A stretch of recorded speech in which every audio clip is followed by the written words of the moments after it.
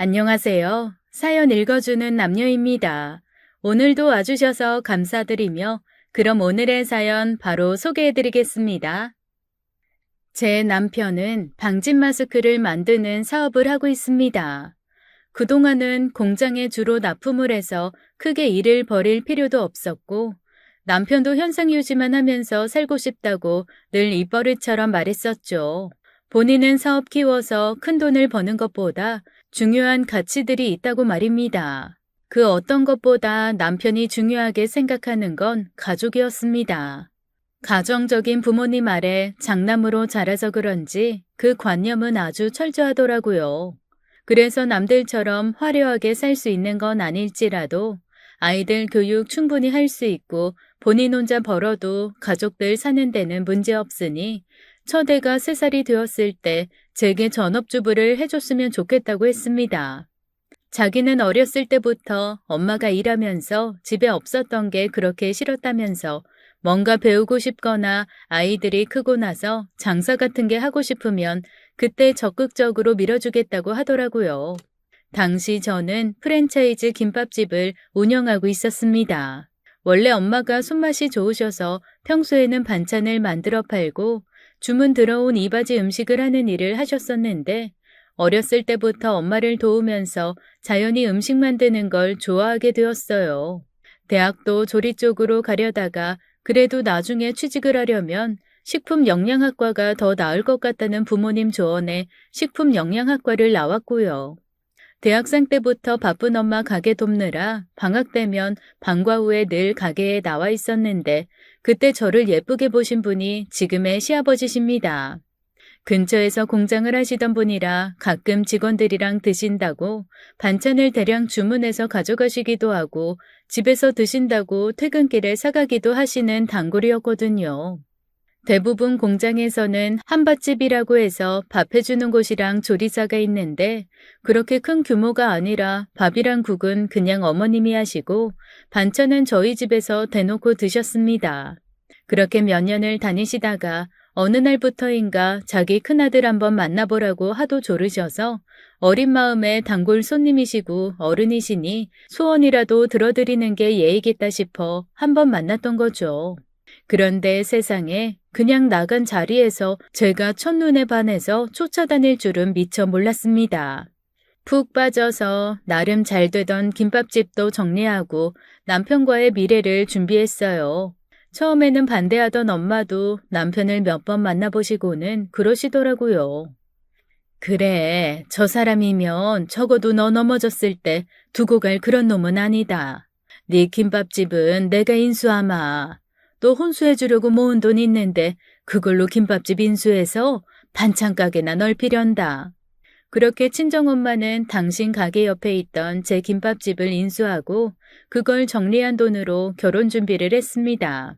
뭐 어쩌니 저쩌니 해도 엄마 돈이었지만 그래도 전 그 덕에 어린 나이에 부모 손 안 빌리고 자기 가게 정리해서 시집오는 신통한 며느리로 시작하게 된 거죠. 그 사람은 착하고 선했습니다.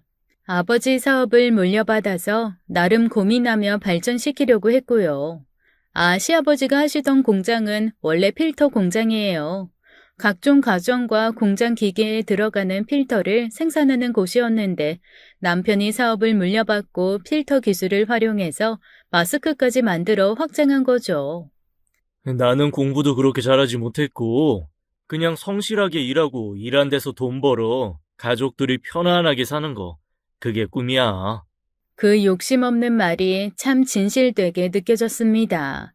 그래서 27의 나이에 결혼을 결심했죠. 저를 예쁘게 봐주셨던 시아버지도 시아버지지만 시어머니도 이런 분이 있나 싶게 좋은 분이셨어요. 딸이 귀한 집 무남 동녀로 태어나 귀하게 자라셨고 역시나 딸이 귀한 집으로 시집와서 아들만 둘 낳으신 분이라 처음에 제가 인사 갔을 때 글쎄 벌떡 일어나서 덩실덩실 춤을 다 추셨다니까요. 나도 드디어 쇼핑 같이 갈 딸이 생겼다. 잔뜩 긴장하고 간 자리에서 시어머니가 그러시는 바람에 저는 완전히 어려운 마음이 사라져서 그날 당장 시어머니를 엄마라고 부르게 됐을 정도예요. 어쩔 때는 친정보다 시댁이 더 편할 때가 있을 정도로 비현실적으로 좋은 시댁에서 유일하게 제가 불편한 사람은 다름 아닌 시동생이었습니다. 솔직히 남편은 공부머리는 좀 없었어요. 사람이 우직하고 성실하기는 한데 요령이랄까 순발력은 좀 떨어집니다.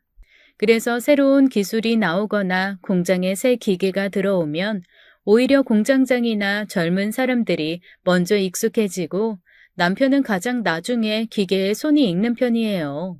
하지만 그 시간 동안 묵묵하게 이렇게도 다뤄보고 저렇게도 다뤄보고 집에 와서도 혼자 골똘히 생각하면서 종국에는 그 누구보다 그 기계의 기술에 대해 잘 아는 사람이 되는 걸 전 알고 있습니다. 그리고 그런 부분을 존경하고요. 그런데 시동생은 남편과 완전히 반대에 있는 사람입니다. 생긴 것도 남편이 곰과라면 시동생은 잘 봐주면 사슴, 대충 보면 고라니 같은 이미지입니다. 곱상한 것 같지만 성질 더럽고 꾀꾀거리는 면이 있거든요. 결정적으로 남의 말을 전혀 안 듣고요. 자기 말은 줄줄 신나게 하면서 자기랑 반대되는 의견을 누군가 냈다 하면 일단 귀를 닫는 스타일이거든요. 남편은 동생이 순발력 있고 머리가 좋아서 공부를 잘했다고 했는데 제가 볼 때는 그냥 장꾀가 많고 이리 붙었다 저리 붙었다를 잘할 뿐입니다. 다행인 건 시부모님이 공부 잘하는 아들이라고 싸고 두신 게 아니라 당신들 아들이 어떤 캐릭터인지 알고 일찍부터 사업에서는 제외를 시키셨다는 거죠. 젊은 시절부터 공사판에서 잔뼈가 굵고 자수성가로 모든 것을 읽어내신 시아버지는 사람 보는 눈 하나는 정말 정확하셨거든요. 처음에는 당신 사업을 놓고 형제가 혹시 싸우면 어떡하나 고민도 좀 하셨대요. 그런데 불행인지 다행인지 시동생도 아버지가 하는 공장에는 관심이 전혀 없었습니다. 작은 부품 공장처럼 필터나 만들어 연매출도 많지 않고 아버님이 버시는 돈도 어지간한 대기업 부장 연봉 정도 나오니 굳이 물려받아 공장 일 할 생각 없다고 일찍부터 딱 잘라 선 그었다고 하더라고요. 제가 왜 공장 일을 해요? 아이, 전 기름밥 안 먹어요. 그렇게 말하는 건 아니지. 그래도 너랑 나랑 잘할 수 있었던 거 저 공장 덕인데 아버지 서운하시게. 형은 그렇게 항상 착한 척하는 거 지겹지도 않아? 말이야 바른 말이지. 공장 다니는 거 형은 안 창피해? 난 번듯한 양복 입고 제대로 된 직장 생활 할 거야. 그리고 사업을 하더라도 저런 구질구질한 공장에서 썩을 생각 없어. 시끄러워. 내가 싫어. 너 안 물려줘. 걱정하지 마. 아유, 저도 싫어요. 전 그냥 나중에 집이나 주세요. 공평하잖아요. 형은 사업 다 물려주고, 전 그냥 소박하게 집이나 땅 같은 거 물려받을게요. 이거 제가 크게 양보한 겁니다. 양보 좋아하네. 아이, 누가 준다고 약속이나 했냐? 그래서 공장은 제가 결혼할 때 아버님이 사업 정식으로 물려주면서 죄다 남편 것이 되었고요. 시동생은 아버님이 가지고 계시던 작은 땅을 받았습니다. 가끔 만날 때마다 형을 은근히 깎아내리고 무시하는 시동생의 행동만 거슬릴 뿐 제 결혼 생활은 평탄했어요. 딸 귀한 집에 시집을 온 바람에 첫 아이로 딸을 낳았을 때도 너무너무 크게 환영을 받았고 둘째로 아들을 낳았을 때는 시어머니에게 이런 말까지 들었습니다. 우리 며느라가는 100만 점짜리. 눈 씻고 봐도 다시 없을 시어머니인지라 저도 할 수 있는 한 최선을 다해 어머니에게 잘해드리려고 했죠. 넉넉치 않은 살림에 며느리가 살림한다고 들어앉아 있으면 아들 혼자 고생시킨다고 구박하는 시어머니들도 있다는데 저희 어머니는 정반대였습니다. 오히려 아들이 돈을 못 벌어 며느리인 제가 길을 못 펴고 당신이랑 놀러 다니지를 못한다고 속상해하셨어요. 빈말이라도 얼마나 고맙고 한편으로는 죄송했는지 몰라요. 아범이 조금만 더 잘 벌면 내가 며느리 덕을 더 많이 볼 텐데 아들놈이 시원찮아서 우리 아까운 며느리가 호강을 못하네. 나도 덩달아 호강하려면 우리 며느리가 돈이 많아야 하는데. 어머니, 저는 지금 충분히 만족해요. 그이가 얼마나 성실한지 아시잖아요. 우리 어머니 더 호강하시려면 사실 제가 벌어야 하는데요. 아이고, 입술이 이뻐서 그런가 말도 예쁘게 해, 우리 애기는. 네, 결혼하고 10년이 다 되어 가는데도 여전히 전 시어머니의 애기였습니다. 이 정도면 고대 광실에서 삼시세끼 상다리 부러지게 안 살아도 너무 행복하겠다 싶었는데 그런 제 삶의 삐걱거림이 시작된 건 얄미운 시동생이 더 얄미운 동서를 결혼할 사람이라고 데리고 온 다음부터였어요. 처음에는 얌전 빼면서 이 말 저 말 안 하더니 남편이랑 시동생이 잠깐 따로 할 얘기가 있다고 나간 다음부터 태도가 싹 바뀌더라고요. 어머, 공장이요? 우리 자기가 공장이라고는 말 안 했는데 그냥 작은 랩 같은 거라고 했거든요. 랩이요? 네네, 연구소 같은 거. 근데 공장이었어요? 그럼 형님은 거기서 밥하고 그러시는 거예요? 아니요, 저는 집에서 살림해요. 세상에, 요즘 세상에 누가 집에서 놀아요. 아주버님이 성격 되게 좋으신가 봐요. 집에서 막 놀게 하고. 아우, 저 사람은 집에 있으면 퍼진다고 절대 회사 그만 못 두게 해요. 저 사람 월급 정도면 저도 좀 놀아도 될 것 같은데.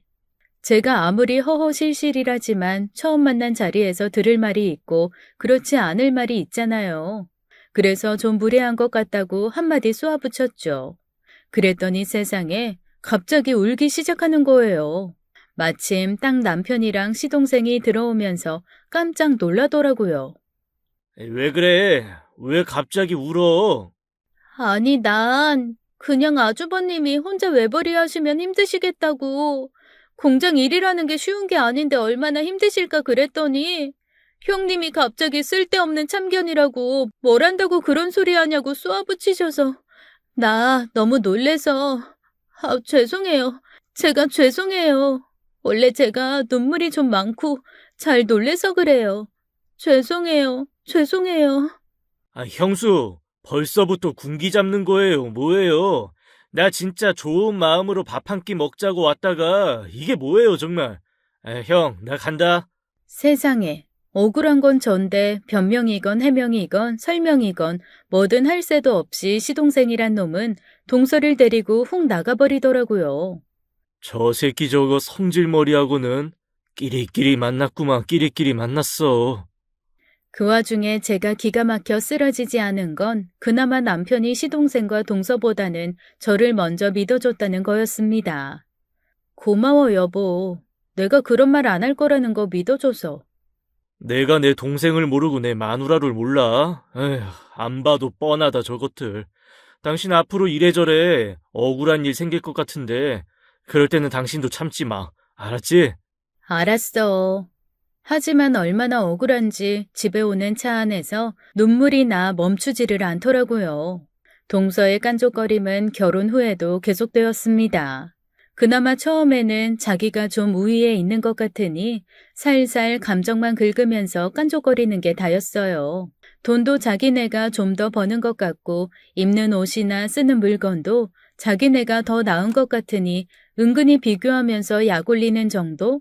저를 동정하는 척 비웃는 정도였죠. 하지만 그 상황이 어느 순간부터는 조금씩 변화, 아니, 악화되기 시작했습니다. 바로 전 세계를 강타한 전염병 때문이었어요. 원래 공기청정 필터를 소규모로 생산하던 공장을 물려받고 남편은 조금씩 그 필터를 활용한 제품군을 늘리면서 사업을 구상하고 있었거든요. 마침 방진용 마스크 쪽에 수요가 있어서 그 부분을 증설하던 즈음 전염병이 걷잡을 수 없이 퍼진 거예요. 당연히 필터며 마스크 수요가 천정부지로 오르면서 하루 24시간 공장을 돌리고 직원을 충원해도 들어오는 주문을 감당 못할 정도가 되었습니다. 게다가 저도 모르는 사이에 남편이 무슨 특허를 하나 신청해 둔 게 있었는데 그게 또 어떻게 팔리고 하면서 저희는 순식간에 사업이 불같이 일어났어요. 애들도 고등학생이라 손이 많이 안 가던 중이라서 저도 공장에 들러붙어 밤낮 할 것 없이 일을 했고 은퇴하신 시부모님까지도 공장에서 먹고 자고 하실 정도로 일이 많았습니다. 그래도 생각하지도 못한 금액의 돈이 벌리니 정신을 못 차리겠더라고요. 처음에는 피곤한 것도 모르겠고 그저 좋았습니다. 시부모님은 우직하게 노력하더니 드디어 빛을 본다며 저보다 더 행복해 하셨고요. 1년간 번 돈이 그동안 번 돈보다 많다면 말 다 했죠 뭐. 그렇게 저희는 아파트도 사서 이사를 가고 공장도 하나 더 세우면서 1년 사이 완전히 천지 차이의 삶을 살게 되었습니다. 여보, 나 무서워. 우리 다들 어렵다는데 우리만 이렇게 살아도 되는 거야? 상황은 그런데, 여튼 지금은 다른 생각 말고 일단 할 수 있는 걸 하자. 응? 그렇게 저희 둘은 일단 불편한 마음과 감사하는 마음을 동시에 안고 밀려 들어오는 주문 때문에 정신없는 나날을 보내고 있었습니다. 그런데 어느 날 점심 먹다 말고 전화 받으러 나간 남편이 한참 뒤에 들어와서는 드물게 씩씩거리더라고요. 당신 왜 그래요? 에이, 망할. 못된 놈의 새끼. 왜요? 누군데? 뭔데 그래요? 남편은 한참을 씩씩거리다가 말을 시작했습니다. 아마 밤에 포장하고 적재할 인원을 도저히 더 구하기가 힘들어 시동생에게 전화를 한 모양이었어요. 혹시 가능하면 금요일에 휴가를 좀 내고 금토일 3일만 동서랑 와서 일을 좀 도와줄 수 있냐고 말이죠. 아무리 자동화가 많이 되었다고는 해도 사람이 검수하고 체크해야 하는 그런 부분들이 있는데 이게 안 되면 모든 공정이 늦어지니 남편으로서는 애가 타서 연락을 한 거였죠. 그런데 시동생이 대뜸 그러더랍니다. 아이고, 남의 불행으로 큰 돈 버니까 좋아. 형, 그렇게 돈 버는 거 다 죄다 죄. 난 그 좌판에 들어가기 싫어. 언제 망할지도 모르는데 너무 거만 떨지 말고, 어? 세상에, 그게 말이나 되는 소리인가요? 마스크가 필요한 세상이 되었고, 그래서 마스크를 만들었을 뿐인데, 무슨 이용은 이용인가요? 바이러스를 저희가 만들어서 퍼뜨린 것 마냥 그렇게 취급해놓고, 동서라는 사람은 문자 하나 툭 왔더라고요. 형님, 요즘 마스크 사기가 너무 힘드네요. 100개만 집으로 좀 보내주세요. 너무 어이가 없더라고요. 내보내는 물량도 모자라서 저희 것도 남기지 못해 밖에 다닐 때는 면 마스크에 필터만 껴서 다니고 있는데 뭘 맡겨둔 것 마냥 달라고 하는지 말입니다. 빈말이라도 너무 바쁘실 텐데 주말이라도 좀 도와드릴까요? 말은 못할 망정이요. 그리고는 집에 무슨 일이 있을 때마다 비꼬면서 그러더라고요. 형님네는 이제 벼락부자 되셨잖아요. 저희는 둘이 벌어도 벅차요. 물려받은 것도 없고 자수성가하려면 한 푼이 아쉽거든요. 그러니까 저희한테는 뭐 부담하라고 하지 마세요. 말은 그렇게 하면서 블로그며 SNS에는 이 와중에도 호텔로 호캉스 다니고 독채 펜션 예약해서 여행 다니고 그러더라고요. 어이가 없었지만 그러려니 또 넘어갔습니다. 솔직히 너무 바빠서 하나하나 그런데 신경 쓸 여력이 없었거든요. 그리고 그 즈음 시어머니를 통해서 원치 않게 들리는 소식들이 있었습니다. 아마 동서가 서방님을 달달 볶는 모양이었어요. 처음에는 공장 따위라고 무시했던 사업도 형만 물려받아 이렇게 성공을 하니 분했던 모양이죠. 게다가 어떻게 제가 명품 가방을 남편에게 선물 받았단 얘기가 귀에 들어간 날에는 이혼 얘기까지 나왔다고 하네요. 어쩌니 저쩌니 해도 그 얘기는 사실 저에게는 먼 얘기였습니다. 별로 신경 쓰고 싶지도 않았고요. 그런데 제 속을 터지게 만드는 일은 어이없게도 남편에게서 벌어졌습니다. 잘 나가고 꿈도 못 꾸었던 돈이 턱턱 벌리니까 그 우직하고 묵묵한 사람 엉덩이도 들썩이더라고요. 주변에 꼬시는 사람도 많이 늘어났고 더 큰 돈, 더 큰 사업을 벌릴 수 있다는 말도 사방에서 들려왔습니다. 남편이 지나가는 소리로 슬쩍 한두 번 말은 했지만 저는 워낙 그 사람이 주식 한 장 안 살 정도로 조심성 있는 사람이고 성실한 타입이어서 걱정을 안 했거든요. 그게 화근이었죠. 거의 1년 정도 주말에는 남편 공장일 돕고 주중에는 애들도 챙기고 중간중간 엄마 반찬 가게도 도와드리고 하다 보니 한 귀로 듣고 한 귀로 흘린 것들이 많았나 봅니다. 어느 날 남편이 사색이 돼서 덜덜 떨면서 저한테 할 말이 있다고 하더라고요. 여보, 아이, 여보, 큰일 났어. 내가 큰 사고를 친 것 같아. 사고? 당신 차 사고 같은 거 낸 거야? 아니, 왜 이렇게 얼굴이 하얘? 당신 진짜 무슨 일인데? 한동안 벌벌 떨며 주먹으로 자기 머리만 쿵쿵 치던 그가 해준 말은 기가 막히고 코가 막히는 얘기였습니다. 구구절절 사연은 길었죠. 하지만 간단하게 정리하면 딱 한 줄로 압축이 되었습니다. 사기를 당해 사업체를 다 뺏겼다가 그 한 줄인 거죠.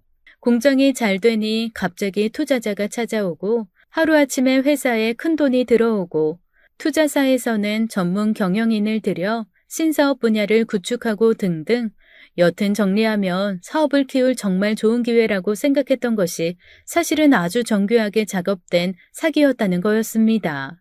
결국 남편 손에 남은 건 이 집과 지분이라고 받은 종이 조각에 불과한 소규모 주식뿐이었어요. 저야 이런 쪽을 잘 몰라서 이리저리 뛰어다니며 설명을 들어도 모를 소리만 가득하더라고요. 주식이라는 것도 발행 후에 쪼개기도 하고 합치기도 한다는데 그걸 계획적으로 하면 큰 돈도 적어지고 적은 돈도 커지고 그런다네요. 대체 그런 말 다 모르겠고 저는 그 몇 개나 되는 공장이 하루아침에 남의 것이 될 수 있는지 이해가 되지 않았습니다. 충격에 시아버지는 쓰러지시고 시어머니도 알아누우셨죠. 두 분 뵐 면목이 없어 전전긍긍하던 때에 엎친 데 덮친 격으로 남편에게는 죄책감과 좌절감이 원인이 된 실어증까지 왔습니다. 딱 1년간 큰돈 좀 만진 것도 잠깐 저에게는 인생 최악의 암흑기가 온 거죠. 그나마 큰돈 만질 때 남편이 당신도 이제 이런 것 좀 들으라고 사준 명품 가방 5개가 그렇게 도움이 될 줄은 몰랐습니다. 그중 2개는 샀을 때보다도 비싸게 팔았고 3개는 샀던 가격에서 얼마 차이 안 나게 팔아서 그걸로 3달간 생활비도 하고 병원비도 하고 애들 키우는 돈으로 쓸 수 있었거든요. 사실 이 가방에도 사연이 좀 있긴 합니다. 남편이 실어증까지 와서 들어누운 후 정신 놓고 있는 절 일으켜 세운 건 딸이었어요. 갓 대학에 들어간 새내기, 이제부터 엄마 아빠가 지원해 줄 테니 너 하고 싶은 거 하라고 있는 대로 희망을 불어 넣어줬는데 그나마 첫 등록금이라고 해주고 망한 게 다행일 정도가 되었으니 얼마나 미안했는지요. 그런데 참 제가 다른 건 몰라도 자식 하나는 잘 키웠더라고요. 사정 알고 딱 휴학계 내더니 일단 하루 3시간은 자기 동생 붙들고 앉아 공부시키더라고요. 너 장학금 없이는 학교 못 다녀. 그러니까 네가 살 길은 장학금 받는 학교에 한 번에 들어가는 거야. 목숨 걸어. 제 누나 말이라면 투덜거리면서도 고개 끄덕이는 게 습관인 아들은 처음으로 투덜거림도 없이 그러겠다고 하며 공부에 매진했습니다. 그리고 딸은 바로 아르바이트를 시작했고요. 엄마, 나 그렇게 후레자식으로 자라지 않았어. 엄마 인생 실패 안 했다고. 그러니까 이러고 있는 거 이해는 되는데 바닥으로 파고들지는 마. 뭐라도 해야 아빠도 할머니도 할아버지도 살지.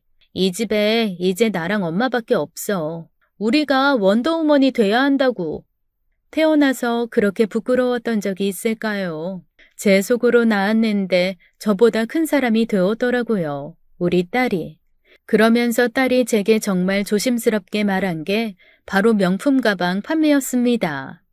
엄마, 진짜 미안한데 지금 당장 큰 현금 만들 수 있는 건 저 가방들인 것 같아. 내가 나중에 꼭 큰 돈 벌어서 다시 사줄 테니까 저거 우리 팔자, 응? 미안해, 엄마. 쓰던 걸 누가 사. 하긴 나 저거 네 아빠가 하도 사라 그래서 사긴 했지만 쓸 일 없어서 그냥 두기만 했어. 나중에 너 주려고 했지. 엄마, 명품 재테크라고 몰라? 요즘엔 오히려 새 거 산 거보다 중고가 더 비싼 애들도 있어. 그러니까 팔자. 정말 팔아서 돈이 될 수 있다면 그것만큼 좋은 게 있을까요? 저는 그쪽 세계를 전혀 몰라서 높은 가격으로 팔 수 있다는 것도 딸 덕에 처음 알았습니다. 그래서 딸과 함께 가방들을 꺼내 열심히 사진을 찍고 있는데 동서에게 전화가 오더라고요. 그래도 걱정이 돼서 전화를 했나 싶은 마음에 받았는데 역시는 역시이고 기대를 저버리는 게 못된 인간들의 순리인지 동서 첫마디는 절 기함시켰습니다. 형님, 그 형님 지금 가지고 계신 가방들 있잖아요. 그거 분수에도 안 맞고 뭐 있어봐야 돼지목의 진주 아니겠어요? 물건들도 처박혀 있어봐야 만들어진 보람도 없고. 그거 저한테 그냥 넘기세요. 제가 후하게 쳐서 개당 5만 원, 다 하면 25만 원인데 그래도 가족 디스카운트 해주신다 생각하고 20만 받으시면 어때요? 어이가 없더라고요. 그리고 소름이 끼쳤습니다. 저한테는 그 순간에 20만 원이 200, 2천보다 더 간절한 돈이었거든요. 아마 딸이 하루만 늦게 가방 팔자는 얘기를 했어도 고맙다면서 얼른 주고 20만 원 받아왔을 겁니다. 정말 나를 뭘로 보는 건가 부글부글 올라와서 한마디 해주려던 차, 딸이 제 앞에서 고개를 저으며 쉿 하라는 신용을 하더라고요. 그래서 제가 대충 둘러댔죠. 아, 그거 동서한테 넘길 걸 그랬네. 나 이웃 아줌마가 싸게 가져가겠다고 해서 벌써 다 팔았지. 뭐라고요? 아니, 누구한테요? 얼마예요? 세상에, 그 동네에 그런 거 들고 다닐 사람이 어딨다고. 다시 가져온다고 해요. 제가 산다니까요. 어떻게 그래. 그래도 받을 만큼 받았어. 여튼 생각해줘서 고마워, 동서. 아니, 자기 거 판 것도 아니고 내 거 팔았다는데 펄펄 뛰긴 왜 지가 펄펄 뛰는지 어이가 없었지만 그냥 전화를 끊었습니다. 넌 왜 가만히 있으라고 한 거야? 내가 작은 엄마를 몰라? 일단 안 엮이는 게 상책이야. 그리고 사기를 쳐도 적당히 쳐야지. 엄마, 이거 동네에서 그냥 직거래하는 그런 앱 있거든? 두고 봐, 내가 끝내주게 팔아온다. 솔직히 믿지는 않았습니다. 한두 푼도 아니고 수백만 원짜리를 누가 그렇게 턱턱 중고로 사겠어요. 그런데 사더라고요. 그것도 올린 그날, 그 다음 날에서 이틀 만에 싹 팔렸습니다. 물건을 가지고 나갈 때는 반신반의했는데 딸이 현금 딱 받아서 오니 그때서야 실감이 나더라고요. 예, 이게 대체 뭔 일이라니? 요즘엔 이렇게 앱 통해서 거래 많이 해, 엄마. 별걸 다 팔고 사고 한다니까. 어머, 대청소하자. 안 쓰는 거 다 내다 팔자. 그렇게 저는 집을 비우기 시작했습니다. 청소를 하면서 안 쓰던 것들을 팔기 위해 꺼내고 있는데 헬쓱해진 시어머니가 손에 먹을 것을 잔뜩 들고 들어오시더라고요. 너 이모하니? 어디 가니? 아이고, 어머니, 저희 야반도주 안 해요. 그나저나 어머니도 누워 계시던 분이 뭘 이렇게 가져오셨어요? 아들 걱정해 오신 어머니를 앉혀놓고 전 딸이 알려준 그 중고거래 앱을 말씀드렸습니다. 어머니 눈도 번쩍 하시더라고요. 어머니 집에도 나름 고풍스러운데 그닥 쓰지는 않는 것들이 꽤 많이 있었거든요. 예, 나도 한번 챙겨볼게. 그거 다 팔아서 일단 너희 좀 살자. 그렇게 시어머니는 자개로 된 소품서부터 액세서리, 옷 이런 것들을 싹 챙겨오셨습니다. 늙음하게 이런 것까지 팔게 만든 게 너무 죄송해서 한바탕 눈물바람을 한 것도 잠시 저랑 시어머니는 이나마라도 집어다 팔 수 있는 게 어디냐며 딸 도움을 받아 신나게 사진을 찍어 올렸어요. 다행히 올릴 때마다 쑥쑥 잘 팔려서 신기하고 기분 좋던 어느 날 동서가 씩씩거리며 말도 없이 들이닥쳤습니다. 마침 딸도 시어머니도 없이 저만 혼자 집에서 팔 것들 사진을 또 찍고 있었죠. 내가 이럴 줄 알았어 진짜. 동서 무슨 일이야? 말도 없이 갑자기. 중고마켓에 올리는 물건 형님이 올린 거 맞죠? 그걸 어떻게... 어머님이 팔아서 살림에 보태라고 다 주셨어요? 아니면 훔쳐왔어요? 훔치긴 뭘 훔쳐. 아니, 대체 날 어떻게 보고 그런 말을 함부로 하는 거야? 어떻게 보긴요. 염치 팔아먹은 백수 건달로 보죠. 엄밀하게 말하면 어머님이 주신 그 물건들 저도 지분 있는 거 아니에요? 물려받은 것들 중 쓰레기 같은 것만 저희한테 남기고 그나마 돈 될 것들은 다 팔아서 큰아들 주시겠다는 거잖아요. 참나. 일머리 없어도 큰아들이라고 사업체도 싹 다 밀어주고 둘째는 이렇게 서럽게 혼자 고군분투 살게 만들었으면 팔아서 돈 될 재산이라도 좀 공정하게 줘야 되는 거 아닌가요? 그리고 막말로 나이 들어 판단력이 떨어지시는 분이 가지라고 해도 양심이 조금이라도 있으면 집안 다 말아먹은 판에 넙죽 받아먹는 건 아니지 않아요?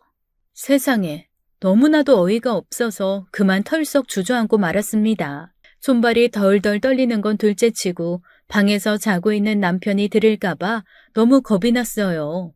실어증에 며칠 전부터는 품까지 와서 거동도 시원찮은 사람이 이런 말을 듣고 피눈물 흘릴 게 뻔하니까요. 동서, 대체 그런 말이 어디... 아유, 집안 말아먹는 건 부부가 다 답이 없네 없어, 진짜. 이것들 내가 챙겨가요. 이렇게 있다가는 우리 목까지 다 날려먹고 온 가족 길거리에 나은 게 뺏기겠어, 진짜. 그러면서 동서는 제가 사진을 찍고 있었던 어머니 물건들을 싹 쓸어 담기 시작했습니다. 그리고 5만 원짜리 2장을 휙 던져놓고 이러더라고요.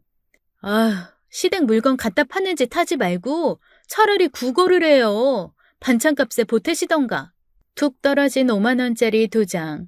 주변 풍경이 일제히 사라지면서 그 2장의 지폐가 눈 가득 파고드는 것처럼 보였습니다. 덜덜 떨리는 손으로 지폐를 들고 냉장고로 다가갔죠. 그리고 자석으로 지폐 2장을 냉장고에 붙였습니다. 절대로 저 돈을 쓰지 않겠다고요. 그리고 이가 아스라지게 꼭 물었어요. 눈물이 날 것 같았지만 정말 한 방울도 흘리고 싶지 않았거든요. 청소기를 돌리고 커튼이며 이불을 죄 꺼내고 빨려고 하는데 아르바이트 갔던 딸이 돌아오더라고요. 왔어? 밥은 먹었어? 엄마, 혹시 다른 집 일 해볼 생각도 있어? 무슨 일? 아니, 오는 길에 외할머니 반찬가게 갔었거든. 근데 왜 엄마도 알지? 저 길 건너 큰 주택 사시는 아줌마. 나 어렸을 때 왜 비싼 케이크나 빵 같은 거 가끔 주셨던 엄청 유명한 제과점 하신다는. 아, 알지, 유사모님. 근데 유사모님이 왜? 할머니한테 물어보더라고. 그 집에서 일하시던 분이 허리 디스크가 심해져서 당장 이번 주부터 못 나오는데 자기는 평생 살림 한 번 안 해봐서 울고 싶다고. 혹시 괜찮은 사람 없냐고 자꾸 그러시는 거야. 그런데 그 집이면 엄마가 막 마음고생할 것 같지도 않고 엄마 일하고 싶어 했잖아. 그래서 물어보는 거야. 갑자기 눈이 번쩍 뜨였습니다. 그리고 바로 엄마에게 전화를 했죠. 사모님은 신세한탄인지 수다인지를 떠시느라 여전히 반찬가게에 머무시는 중이었고 제가 혹시 일을 할 수 있겠냐 했더니 너무 반가워 하시더라고요. 그렇게 다음 날부터 저는 가사 도우미를 하게 되었습니다. 너무 갑작스럽게 집을 나가야 하는 상황이 발생하니 세상에 벌려놓은 빨래며 각종 살림을 하루 만에 처리해야 하는 상황이 생겼습니다. 결국 딸에게 도와달라고 했죠. 일단 그거는 과탄산소다 한 스푼 풀어서 담궈. 찌든 때 빠지는 동안 저 얼룩은 샴푸 있지? 그걸로 빼는 게 좋아. 아예 냉장고 안에 반 정도 남은 소주 있는데 가지고 올래? 잠깐만 엄마. 나 기억을 못하겠어. 그리고 앞으로 엄마 없으면 내가 해야 하는 일인데 하나하나 설명 좀 하면서 말해주면 내가 그걸 영상으로 좀 찍을게. 안 그러면 나 10분에 한 번씩 엄마한테 전화할지도 몰라. 아이고 알았어. 하긴 네가 뭘 알겠니. 공부만 했지 집안일이라곤 지방 청소도 간신히 했던 애가. 자, 일단 엄마 내일부터 일 나가면 바쁘니까 오늘 늦게까지라도 집 청소는 싹 해야 하니까 잘 봐. 알았지? 그렇게 저는 밤이 깊을 때까지 딸을 데리고 큰 빨래 수월하게 하는 법, 커튼 쉽게 빨아 말리는 법, 냉장고 정리, 냉동실 정리에서부터 싱크대 하수구 물때 관리에 화장실 관리까지 쉴 새 없이 떠들면서 알려주었습니다. 딸은 일 돕는 거 절반, 촬영 절반 하며 제 뒤를 졸졸 따라다녔고요. 나중에는 거동이 좀 불편한 남편까지 나와서 거들고 독서실에서 돌아온 막내까지 내 식구가 아주 지지고 볶으며 대청소를 마쳤습니다. 그렇게 전 딸이 나중에 자기가 보려고 영상을 찍은 걸로 알고 잊고 있었어요. 그런데 몇 주 후 일을 하고 집에 돌아왔는데 갑자기 딸이 저한테 물어보더라고요.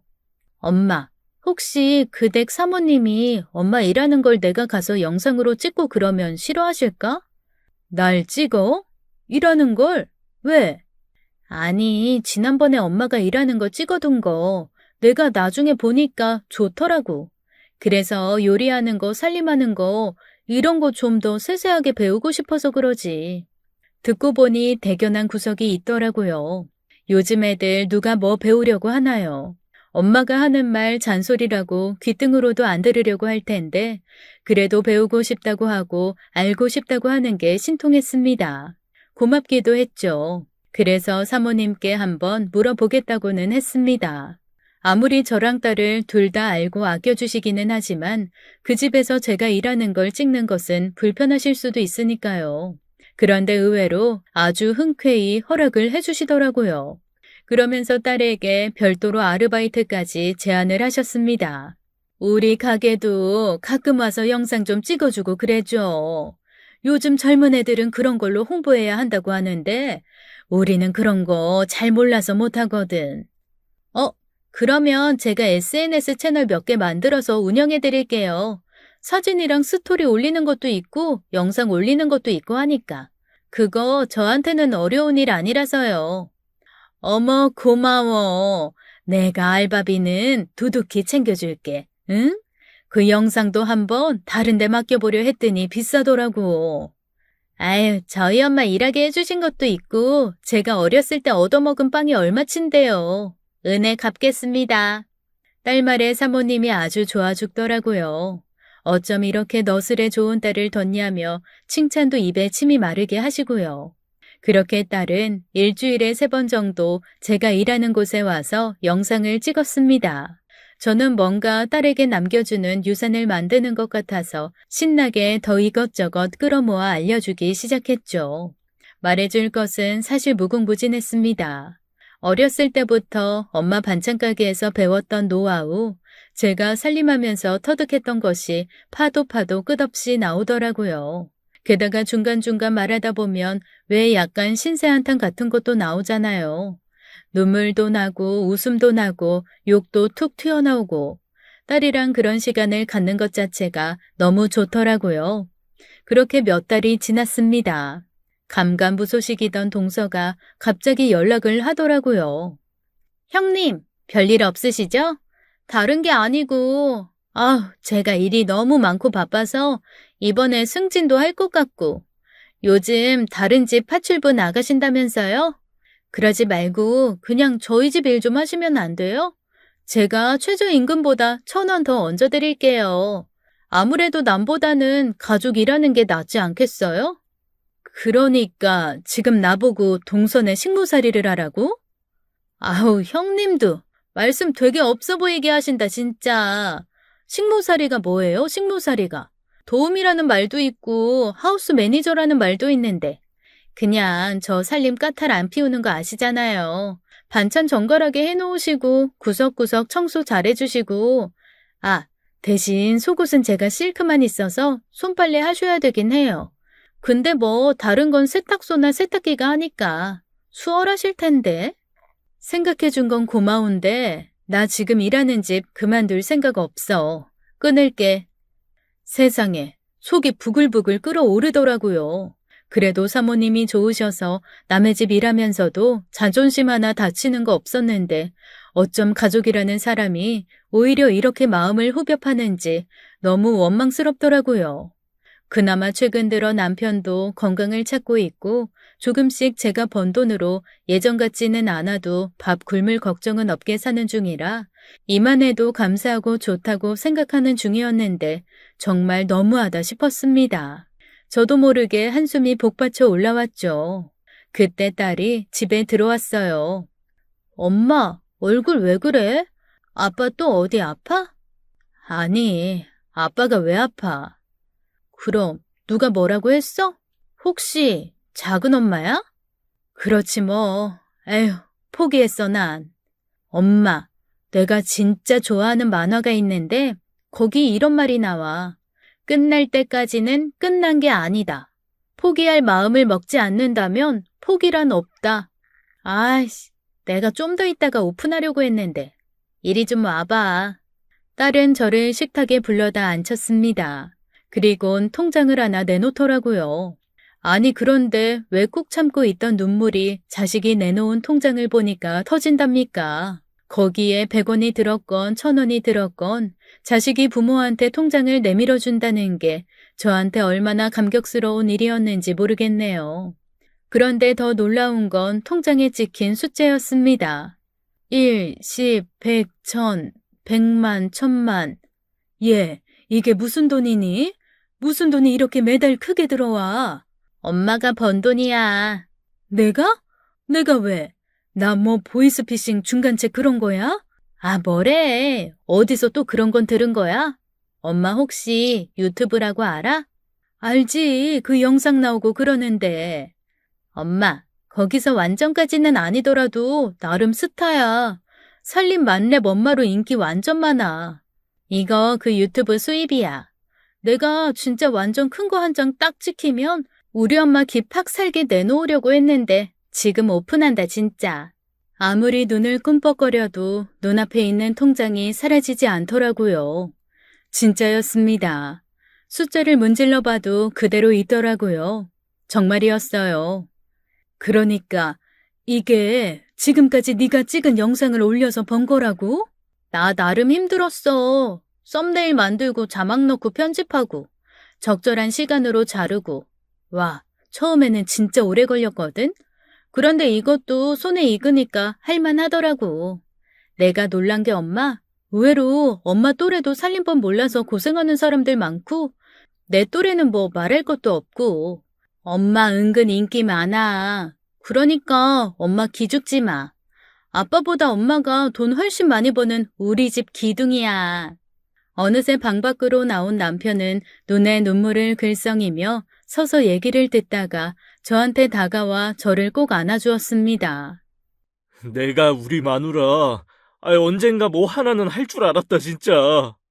실어증이던 남편이 그렇게 말을 꺼내는데 제가 더 고맙더라고요. 아마 남편은 실어증이 아니라 선택적 한묵증이었나 봐요. 남편도 마음의 짐을 조금은 내려놓은 것 같아 제 마음도 뻥 뚫리는 기분이었습니다. 저는 그날 한숨도 잠 못 자고 통장을 보고 웃고 발을 동동 하다가 또 통장을 보고 웃고 발을 동동 하기를 반복했어요.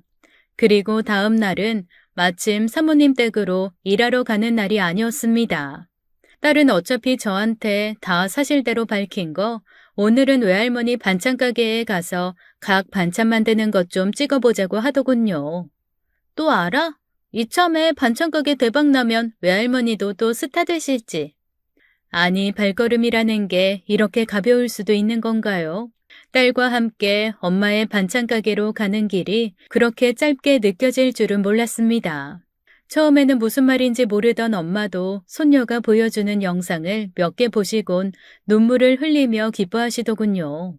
나는 내 딸이 돈을 벌어서가 아니라 능력 있는 거 티내서 좋다. 아이고 좋아라. 아주 우리 손녀 따봉이다. 할머니, 요즘 따봉이라는 말 젊은 애들은 몰라요. 아우, 난 몰라. 그냥 쌍따봉, 따따봉, 왔다 캡숑이야.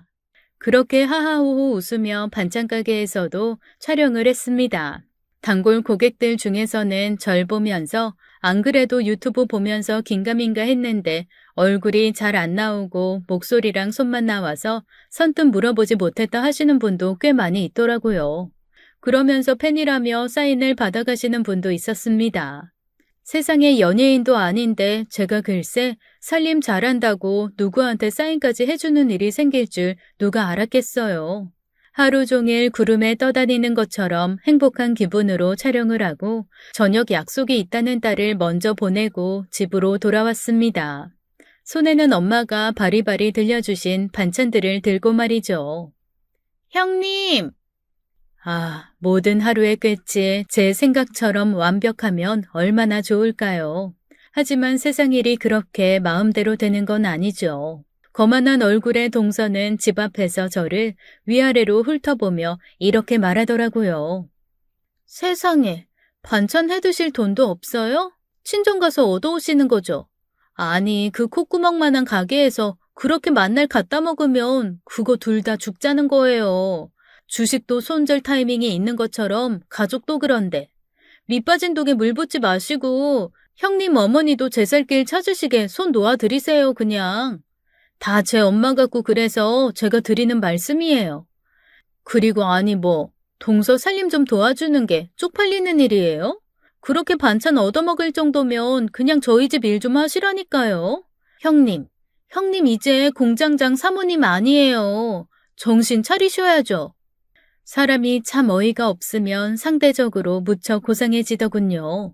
아니, 나중에 생각해보니 고상해지는 게 아니라 너무 어이가 없어서 차분해진다는 쪽이 맞는 것 같습니다. 어쨌건 저는 동서의 말을 듣고 몹시 차분해졌어요.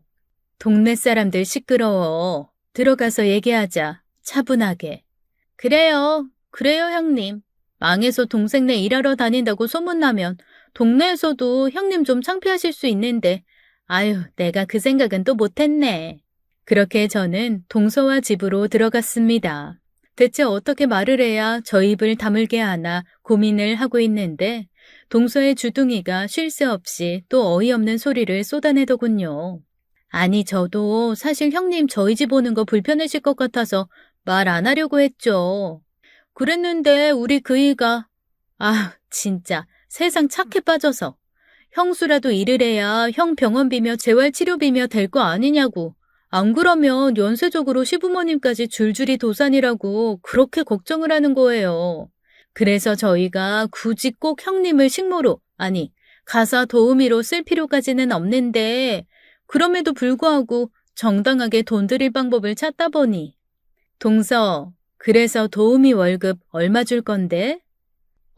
최저임금이 얼마에 따라 다른데 대신 반찬하고 짜투리 남은 건 조금씩 나눠드릴게요. 아우, 형님은 진짜 제가 이런 소리 꼭 이렇게 여러 번 하게 만드실 거예요? 적반하장도 유분수지. 아니, 왜 지가 와서 짜증을 낸답니까? 일단 들어오라 한 후 저는 엄마한테서 가지고 온 반찬을 냉장고 안에 정리해 넣었어요. 그리고 삼각대에 핸드폰을 연결해서 그냥 부심히 싱크대 위에 올려놨죠. 녹화 버튼을 누른 채로요. 물색 없는 동서는 그 와중에도 제가 올려놓고 정리 중인 반찬을 흘끔흘끔 보다가 장조림, 코다리 조림, 달래무침, 육전 이런 걸 슬그머니 빼놓더라고요. 이건 그냥 제가 가져갈게요. 이 집에 입이 많은 것도 아니고 어차피 버리는 거 제가 음식물 쓰레기 줄여드린다 생각하고 가져가는 거예요, 형님. 뚫린 입이라고 아주 말끝마다 형님 소리는 잘 갖다 붙이더라고요. 동서, 여기 좀 앉아봐. 네, 말씀하세요. 나 돈 잘 벌어. 네? 아니, 그게 무슨 말이에요? 파출부에서 그거 얼마나 번다고? 동서는 어이없다는 듯 비웃으며 절 봤습니다. 세상에 어쩌면 그렇게 경멸에 가득 찬 눈인지 아주 뱀처럼 야비하기가 말할 바가 아니더라고요. 혹시 유튜브라고 알아? 그럼 제가 그걸 모르겠어요? 그럼 유튜브로 돈도 번다는 거 그것도 알아? 형님, 저랑 형님을 같은 레벨로 놓고 자꾸 그렇게 무시하지 마세요. 제가 알아도 더 많이 알겠죠, 당연히. 그래? 그럼 이건 왜 모를까? 저는 동서 앞에 턱 통장을 내놓았습니다. 처음에는 이게 뭐야 하는 얼굴로 통장을 열어본 동서 얼굴이 하얗게 질리더라고요. 이게 뭐예요? 아이고, 이 하나만 알고 둘은 모르는 답답아. 나 살림 유튜버야. 야근하고 싫은 소리 들으면서 직장 생활하면 그래, 얼마나 벌어? 둘이서 먹고 살 정도는 되니까 일하는 사람 구하고 그러는 거지? 그래도 동서, 내가 살아보니까 그렇더라. 화무 11홍이고 일장 춘몽이야. 언제까지 다닐 거야, 그 회사? 그리고 서방님이 언제까지 그렇게 돈 벌면 갖다 주고 할 것 같아? 아마 지금도 연봉 뻥쳤을 수도 있을걸? 그냥 남 걱정 말고 동서 앞가림이나 잘해. 아유, 회사 생활하면서 버는 돈으로는 내 한 달 수익금에 한참 못 미칠 텐데. 아껴 쓰고, 응? 그리고 저는 동서가 언젠가 저한테 던져준 5만 원짜리 2장 냉장고에 붙여두었던 그 돈을 떼어냈습니다. 그리고 동서에게 던지듯 주며 말했죠. 퇴근하고 힘들게 버스 타고 지하철 타고 낑겨서 집 가지 말고 이 돈으로 편하게 택시 타고 가. 알았지? 세상에 저는 사람 얼굴에서 그렇게 여러 가지 색깔이 나올 수 있다는 걸 처음 알았어요. 아주 울그락 푸르락 난리도 아니더라고요. 아, 그리고 우리 대화하는 거 저기 다 녹화되고 있거든? 내가 사실 오늘 냉장고 반찬 정리 꿀팁 대방출하는 날이라 습관처럼 녹화 버튼 눌렀는데 조심해, 응? 그냥 앞에 편집 안 하고 바로 다 내보내는 수가 있어. 울긋불긋을 넘어 하얗게 질린 동서는 저한테 대답을 하는 둥 마는 둥 반찬도 돈도 두고 가방만 챙겨 들고 집을 나섰습니다. 저는 영상 찍던 것을 멈추고 바로 딸에게 보내줬죠. 너 이거 잘 가지고 있어. 아주 내가 또 수틀리게 하면 확 다 풀어버릴 거니까. 싸가지 동서 참교육 이래가지고.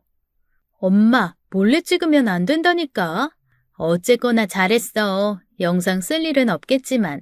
얼마나 속이 시원한지 저는 혼자서 낄낄거리며 웃기도 하고 콧노래도 부르며 간만에 즐거운 혼자만의 시간을 보냈습니다. 그 산통 깨는데 일가견 넘치는 시동생이 전화를 하기 전까지는요. 시동생은 무슨 말을 어떻게 들었는지 다짜고짜 채널에 자기 와이프를 출연시키고 수익을 나누라고 하대요. 그래서 제가 아니 내 채널에 왜 걔를 출연시키냐고 했더니 글쎄 하는 말이 아니, 형수, 요즘에 회사에서 구조조정 당한다고 불안해하고 그러는데, 기왕 채널 그렇게 히트친 거, 가족끼리 같이 하면 좋잖아요. 형수와 동서 이렇게 딱, 그림 나오네. 안 그래요? 승진한다고 그러더니 무슨? 아유, 승진이 쉬워요. 그리고 이렇게 쉽게 돈 벌 수 있는 방법이 바로 옆에 있는데, 뭐하러 스트레스 받으면서 회사를 다녀요. 내가 내일이라도 때려치라고 했어요. 형수랑 같이 채널하게. 내가 말 잘한다고. 정말 너구리 같은 놈 하는 짓도 딱 좀도둑 스타일이더라고요. 그래서 저는 뭐라 대답도 않고 그냥 이렇게만 말했습니다. 그렇게 말하는 건 뭐 서방님 마음이니까 제가 뭐라고는 못하겠네요. 그럼 그냥 형수와 동서 하는 겁니다. 나 그렇게 알고 있을게요. 언제나 그렇듯이 시동생은 제 대답 따위는 듣지도 않고 바로 전화를 끊더군요. 그래서 전 전화를 끊고 바로 시어머니에게 전화를 했습니다. 그리고 자초지종을 말씀드렸죠. 알고 보니 저희가 망하고 나서 시동생 부부는 하루가 멀다 하고 시댁에 쫓아가 남는 재산 있으면 빨리 나눠줘라.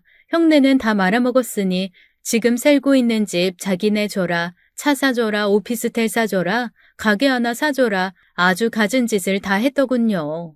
시어머니가 저 힘들까봐 혼자 그걸 꾹 참고 계셨던 겁니다. 그래서 전 어머니에게 여차저차해서 지금 수익이 이렇다. 지금까지는 어떻게 혼자 잘해왔는데 뭔가 새로운 구조를 짜야 할 것 같다. 수익 나눠드릴 테니 시어머니와 며느리가 같이 나오는 거 한번 찍어보실 생각 없냐 그렇게 물었죠. 어머니는 뭔지 잘 모르지만 그게 저 돈 버는데 도움이 되는 거라면 무조건 하겠다고 하셨습니다. 그리고 다음 날부터 시어머니와 저는 도란도란 살림 노하우도 나누고 옛날 어르신들이 전수해준 지혜도 전달받는 콘텐츠를 만들기 시작했어요. 딸이 편집을 기가 막히게 잘해준 탓도 있겠지만 워낙 시어머니가 살던 집 아가씨여서 고상하게 예쁘게 말을 잘하시다 보니 구독자들이 엄청 좋아하더라고요. 형님, 저랑 하신다면서요? 서방님한테 자세하게 물어봐.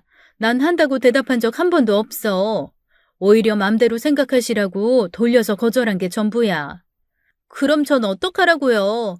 같이 유튜브에서 돈 벌 생각에 회사에 사표도 냈고 벌써 술이 다 됐는데. 웃기네 진짜. 떡 줄 사람은 생각도 안 는데 왜 김칫국부터 마셨어? 그리고 말은 바로 해야지. 사표 낸 게 아니라 공고사직 당한 거 받아들인 거라며. 잘리고 나서 누구한테 뒤집어 씌우려 그래? 형님! 그리고 정 할 일 없으면 내가 요즘 콘텐츠 만드느라 너무 바빠서 그러는데 우리 집 와서 메이드 좀 하든가. 내가 최저시급보다 1,000원 더 줄 테니까. 뭐라고요? 동서는 분에 못 이겨 발을 동동 구르며 소리를 질렀습니다. 하지만 뭐 그러라지요. 그러나 저러나 아무 상관없습니다. 그나저나 저렇게 앞으로 계속 진상짓을 하면 정말 한번 동서를 소재로 콘텐츠 하나 만들어 봐야겠어요. 진상 상진상 시리즈 같은 거요. 구독자들 좋아요가 엄청 달릴 것 같다는 생각이 문득 드네요. 이런 생각을 하는 거 보니 저도 유튜버 다 되었나 봅니다. 세상 참 살고 볼 일이에요.